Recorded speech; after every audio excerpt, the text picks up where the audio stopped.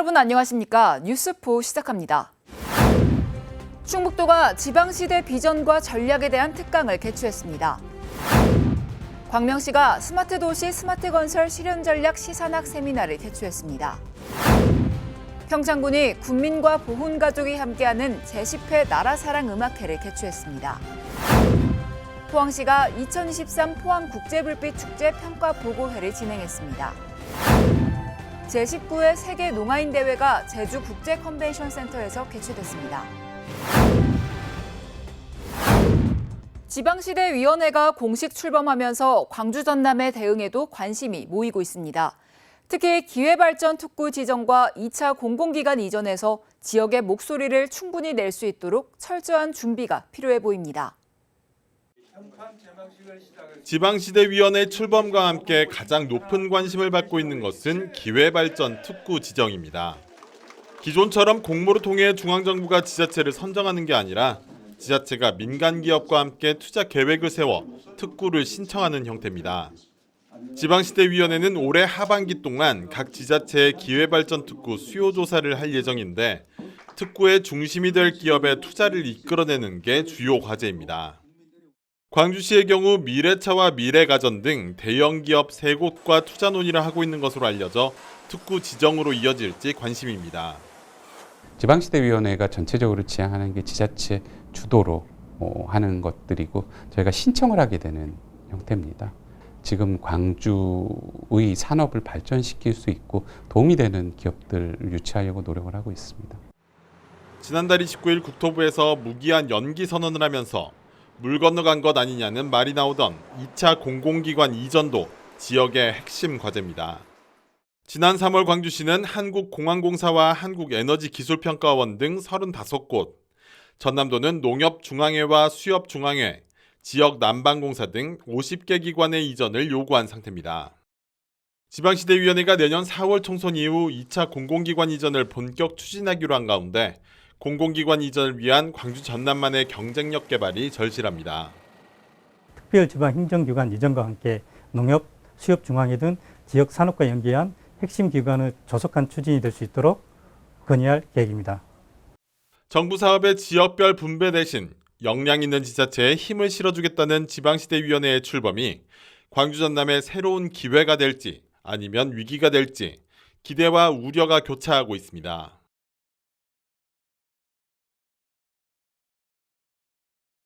충북도가 국가균형발전위원회 우동기 위원장을 초청해 지방시대 비전과 전략에 대한 특강을 개최했습니다. 우동기 위원장은 특강에서 수도권 쏠림 현상과 지방소멸 위기감 확대 등에 대해 강의했습니다. 특히 분권형 국가경영 시스템 구축 등 구체적인 추진 전략을 설명했습니다. 김영환 충북도지사는 우동기 위원장의 충북 방문에 대한 감사의 뜻을 전하며 중부내륙 특별법 제정과 지방시대 종합계획 반영 등을 건의했습니다. 이어서 수도권 소식입니다. 박승원 광명시장이 광명시의 미래를 위해 탄소 중립 실현이 가능한 스마트 도시를 건설해야 한다고 강조했습니다. 광명시가 지난 11일 광명시 평생학습원에서 스마트 도시 스마트 건설 실현 전략 시산학 세미나를 개최했습니다. 이날 세미나에는 박승원 광명시장, 김수삼 한양대 명예교수, 광명시 기업 및 스마트 건설기업 임원 등 70여 명이 참석했습니다. 박승원 광명시장은 모든 전문가의 뜻과 의지를 모아 스마트 도시 건설 전략을 올바로 세우는 것이 광명시를 어떻게 성장시킬 것인가를 좌우하는 중요한 과제라고 설명했습니다. 재개발, 재건축을 비롯해 광명시흥 3기 신도시 등 대규모 건설 공사로 큰 변화가 예상되는 만큼 스마트 건설 산업으로 광명시 미래 100년을 철저히 준비해야 한다고 강조했습니다. 김수삼 한양대 명예교수는 광명시를 완벽한 스마트 도시로 만드는 최초의 사례이자 스마트 도시의 핵심 기지로 만들도록 다 함께 협력하자고 제안했습니다. 한편 광명시는 이번 세미나를 계기로 한양대, AICIA와 시산학 협력을 본격화합니다. 국토부가 주관하는 스마트시티 공모사업에 참여하는 등 스마트시티 조성 및 스마트 건설 산업 육성에 박차를 가할 계획입니다. 계속해서 광역시 소식입니다. 대구시가 시 소속 4급 이상 간부 공무원을 대상으로 청렴 집합 교육을 실시했습니다. 대구시가 11일 산격청사 대강당에서 홍준표 시장과 시 소속 4급 이상 간부 공무원 157명 전원이 참석한 가운데 청렴 집합 교육을 실시했습니다. 이번 교육은 시 소속 간부 공무원 전원이 한자리에 모여 소통하고 공감하는 직장을 만들기 위한 의지를 다지기 위해 마련됐습니다. 이날 세상을 바꾸는 시간 15분에 출연하는 등 청렴 일타 강사로 활약 중인 신민섭 청렴 전문 강사를 초빙해 갑질 상황이나 비인격적 대우 등 행동 강령 위반 사례 등을 교육했습니다. 시는 이번 간부 공무원 청렴 교육을 시작으로 8월부터는 5급 팀장급, 신규자, 승진자, 건설 공사 용역 등 부패 취약 분야 담당자별로 교육을 순차적으로 진행할 계획입니다. 대구시가 농수산물 도매시장 청과부류에 대한 특정 감사 결과를 발표했습니다. 대구시 감사위원회가 지난 2월 농수산물 도매시장 축산부류 특정 감사에 이어 도매시장 청과부류에 대해 6월 26일부터 30일까지 닷새간 특정 감사를 실시했습니다. 이번 특정 감사는 대구 농수축산물유통관리공사 설립 전 농수산물 도매시장 운영 전반에 대해 문제점을 점검하고 개선 방안을 도출하는 데 중점을 두고 감사 역량을 집중했습니다. 감사 결과 위탁수수료 재검토와 미등록 산지 유통인에 대한 수사 의뢰, 파손된 하수관거의 신속한 보수 등에 대해 향후 감사위원회의 심의 의결을 거쳐 관련 부서에 처분할 예정입니다. 강원도 소식입니다. 평창군이 군민과 보훈가족이 함께하는 제10회 나라사랑 음악회를 개최했습니다. 평창군 보훈단체 협의회가 개최하는 이번 대회는 나라를 위해 희생 헌신하신 국가유공자분들의 숭고한 애국 정신을 기리고 보훈가족의 사기진작과 범군민정 나라사랑 정신을 확산하기 위해 마련됐습니다. 평창문화원 민속예술단의 사물놀이로 시작되어 가수 서지호, 구수경, 걸그룹 아리엘의 흥겨운 무대가 펼쳐졌습니다. 이번 군민과 보훈가족이 함께하는 나라사랑 음악회를 통해 국가유공자들의 희생과 헌신에 대해 다시 돌아보는 소중한 계기가 됐습니다. 평창군 용평면에서 제10회 한여름밤의 실버 음악회가 열렸습니다.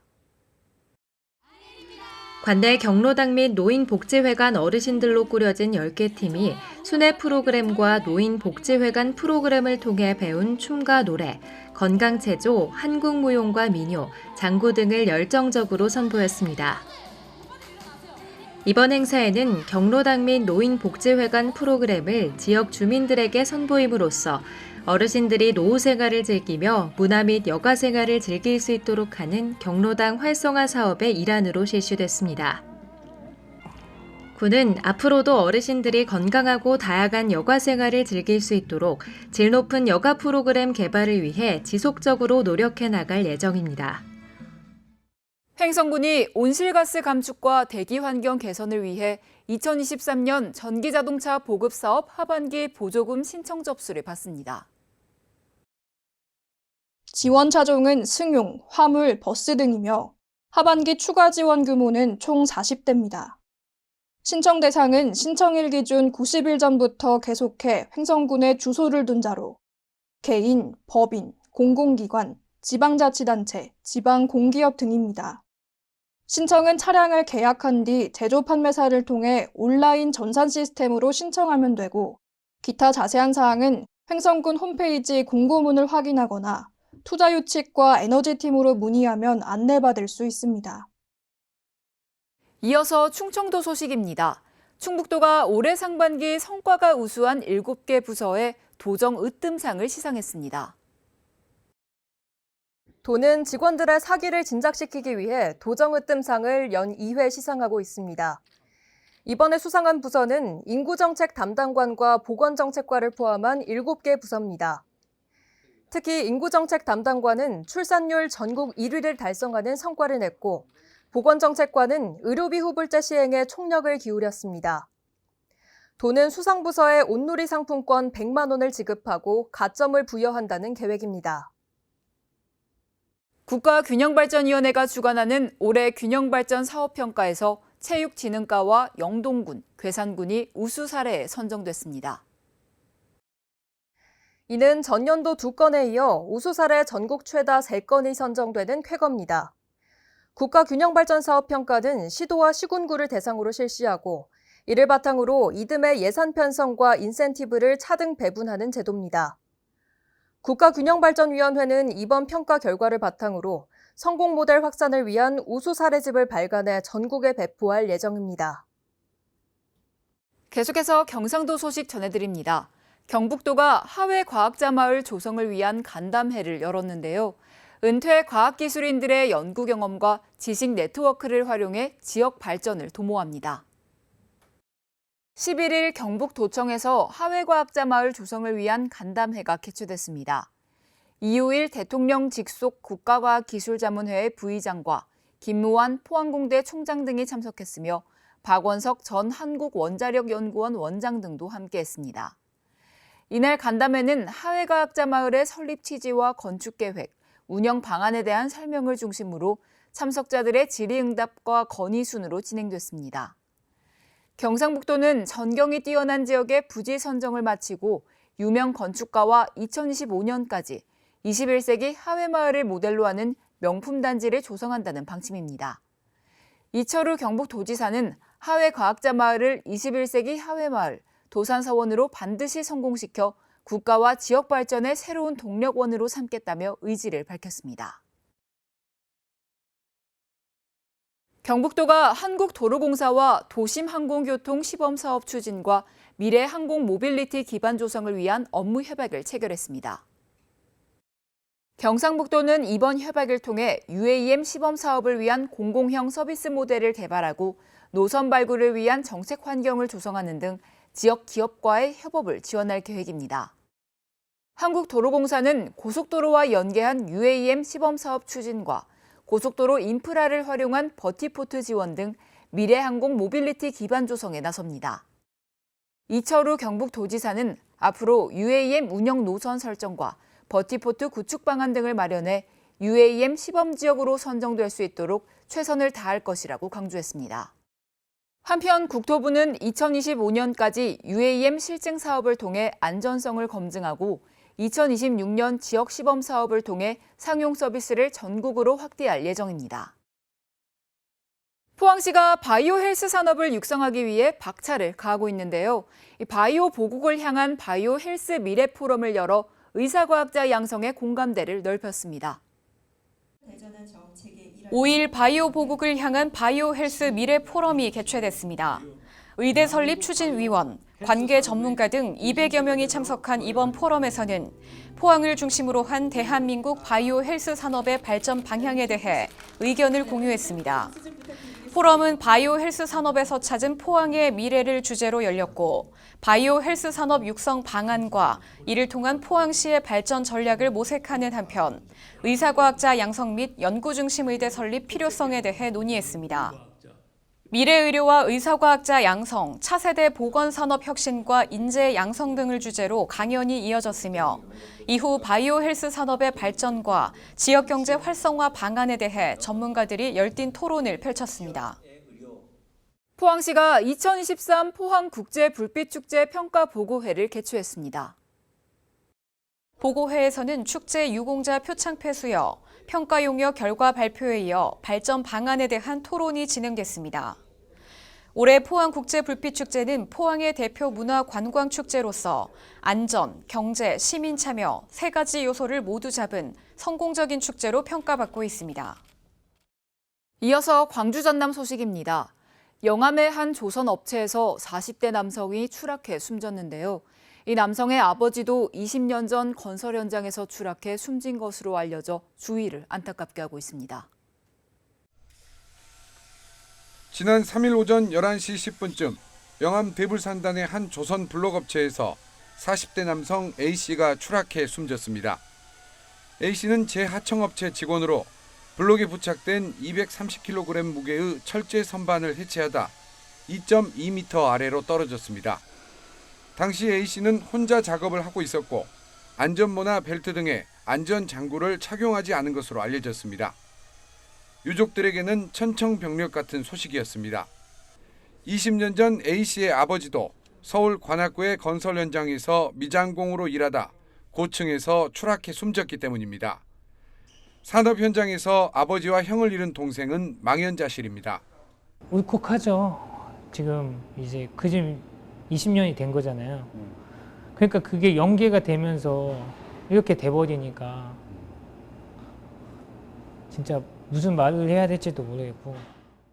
여기에 업체 측이 A씨 명의로 회사 두 곳을 만들어 4대 보험을 체납하는 바람에 1억 원이 넘는 금액을 납부하라는 독촉장이 날아오고 압류까지 당한 사실도 뒤늦게 알려졌습니다. A씨 명의로 하청업체를 세우고 각종 세금이나 보험료가 쌓이자 폐업한 것으로 추정됩니다. 노동계와 사회단체는 20년이 지나도 개선되지 않는 산업 안전과 노동 현실을 규탄했습니다. 안전보건 관련 법들이 좀 더 강화되어야 되고 2인 1조 작업하는 게 보통 한 사람만 작업하는 경우가 많이 이루어지거든요. 그래서 그런 사고들이 일어나지 않으려면 예산과 인력이 현장에 좀 많이 투입되어야 된다라는 생각을 합니다. 부자의 목숨을 앗아간 비극은 아직도 만연한 산업 현장의 안전 불감증을 여실히 보여주고 있습니다. 광주 군공항 이전 후보지를 결정하는데 앞으로 6개월가량 남은 골든타임을 놓치면 이전 자체가 실패할 수도 있다는 지적이 나왔습니다. 호남 출신으로 16년 만에 기재부 예산실장을 지낸 안도걸 전 기재부 2차관은 예산이 한정된 만큼 후발주자로 밀리면 정부 지원을 받기 어렵다고 조언했습니다. 안도골 전 기획재정부 2차관은 광주 군공항 이전 후보지 결정을 반년 내에 끝내야 한다고 주장했습니다.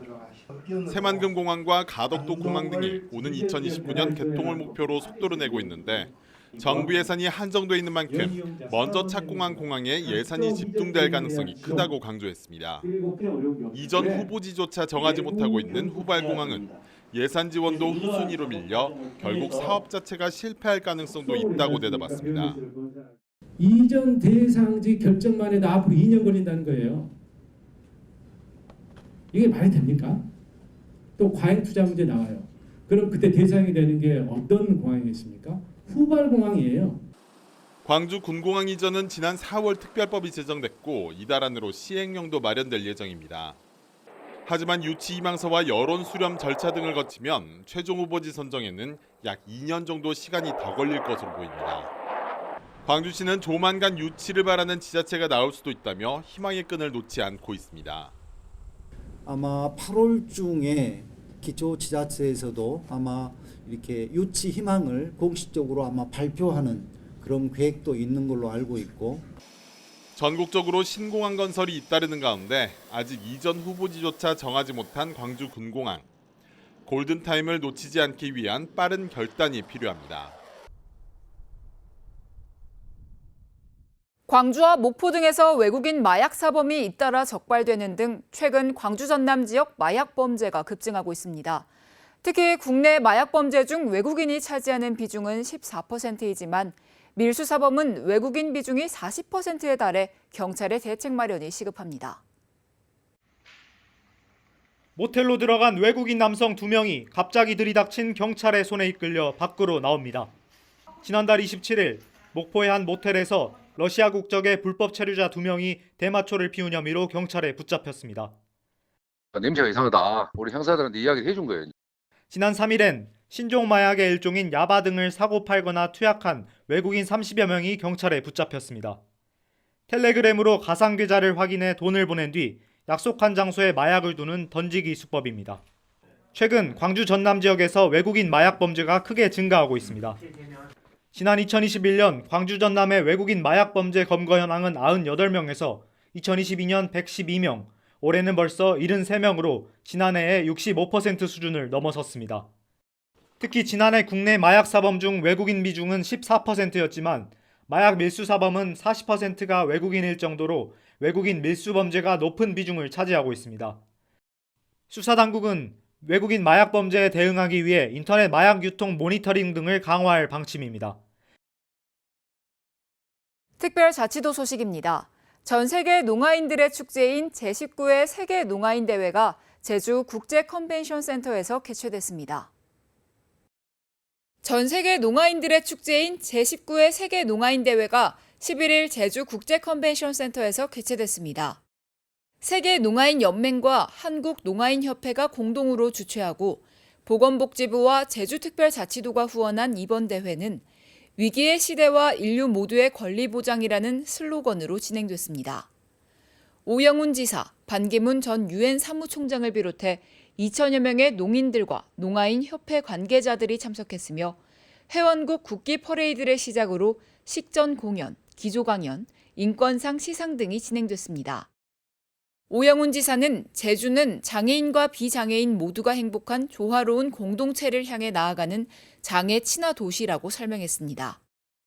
이어서 반기문 전 유엔 사무총장은 이번 대회의 슬로건인 위기의 시대와 인류 모두의 권리 보장을 주제로 기조 강연을 진행했습니다. 한편 세계 농아인 연맹은 전 세계 농인들의 인권을 대변하고 교육, 문화, 예술, 수어 등의 교류를 위해 4년마다 세계 농아인 대회를 개최하고 있습니다. 제주 지역 문제 해결 플랫폼 의제 실행 협약식이 제주시 소통협력센터에서 개최됐습니다. 제주특별자치도와 도내 민관, 공학 36개 기관단체가 지역 문제를 해결하기 위해 힘을 합쳤습니다. 지역 문제 해결 플랫폼은 도민 주도로 발굴한 지역 문제를 지방자치단체, 공공기관 등이 보유한 인력과 재정 등을 통해 해결 방안을 모색하는 상향식 문제 해결 생태계 조성 사업입니다. 올해 지역 문제 해결 플랫폼에는 도내 민관공 36개 기관 단체가 참여하며 7개 의제를 선정해 자원 매칭 등에 상호 협력하기로 했습니다. 실행 의제는 로컬 브랜딩, 안전, 환경, 동물, 커뮤니티, 인권 등 7개 분야를 워킹그룹에서 대표 과제로 선정했습니다. 이날 협약식에는 오영훈 지사, 송교진 제주 YMCA 사무총장 등 60여 명이 참석했습니다. 오영훈 지사는 여러 기관과 단체, 시민들이 함께 문제 해결과 협력의 주체로 나섰다는 자체가 의미 있는 시도로 그 덕분에 지역사회 문제가 해결되고 있다고 강조했습니다. 이어 올해 7개 실행과제도 성과를 낼 수 있도록 기관 단체장을 비롯한 도민들이 적극적으로 협조해 주길 바란다고 당부했습니다. 제주도가 제18회 평화와 번영을 위한 제주포럼 성과평가회를 개최했습니다. 성과평가회는 제18회 제주포럼의 주요 성과와 문제점을 공유하고 제19회 제주포럼의 발전 방안을 논의하기 위해 마련됐습니다. 오영훈 지사, 강영훈 제주평화연구원장 등이 참석했으며 제18회 제주포럼의 주요 성과와 문제점 등을 분석하고 공유했습니다. 제주도는 제18회 제주포럼을 통해 국내외의 세계 평화의 섬으로 제주의 이미지를 확산하고 공공외교 플랫폼으로서의 기능을 강화하는 성과를 거뒀습니다. 한 아세안 플러스 알파, 수소경제 등 도정의 핵심 사업에 대해 논의했으며 국회와 협력해 제주포럼의 외연을 확장했다는 평가도 받았습니다. 제주포럼은 2025 아시아태평양 경제협력체 유치 홍보, 지역경제 선순환, 제주 중심 글로벌 평화도시 연대 확장 계기 마련 등에 큰 역할을 했습니다. 오영훈 지사는 주요 성과와 문제점에 대한 개선 방안들이 제19회 제주포럼 준비 과정에 충분히 반영될 수 있도록 구체적인 계획을 수립해 추진해달라고 강조했습니다. 다음 달부터 서울 버스 요금이 300원 오르고 10월부터는 지하철 요금도 150원 오릅니다. 다음 달 12일 첫 차부터 인상되며 현재 교통카드 기준 1,200원에서 1,500원으로 됩니다. 마을버스와 광역버스도 오르는데요. 마을버스는 300원, 광역버스 700원, 심야버스는 350원 인상됩니다. 대중교통 이용에 참고하시기 바랍니다. 뉴스 마칩니다. 시청해주신 여러분 고맙습니다.